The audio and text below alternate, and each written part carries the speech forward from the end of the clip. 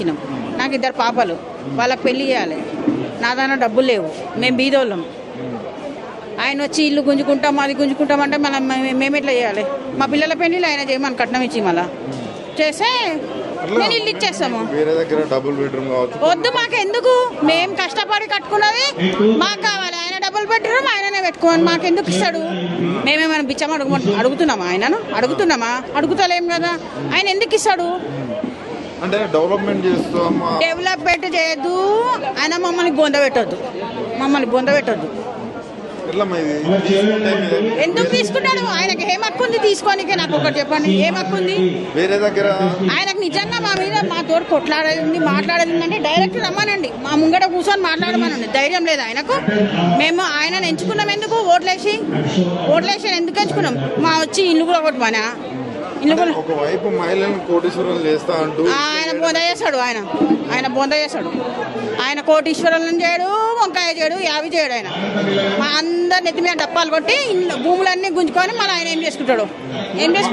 మార్పు రావాలన్నారు, నాయన మాకు మార్పులు వద్దు, చేర్పులు వద్దు. మా బతుకులేవో మేము లోపటి ఇంట్లో కూర్చొని పని చేసుకొని బతుకుతున్నాం. పిల్లులను లోపల తలుపు మూసి కొడితే ఏం చేస్తాయి? పుల్లులు అవుతాయి.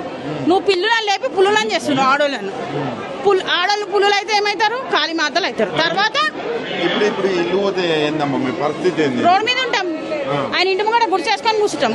వేరే దగ్గర ఏం లేవు మాతాన, ఏం లేవు. మా గవర్నమెంట్ నౌకర్ లేదు, ఏం లేదు. ఓ చిన్న నౌకర్ చేస్తా 10,000 వస్తాయి, నోరు మూసుకొని మా ఇళ్ళలో మేము పడుతున్నాము. మళ్ళీ అది కూడా తీసేసుకుంటే మళ్ళీ ఎవడిస్తాడు?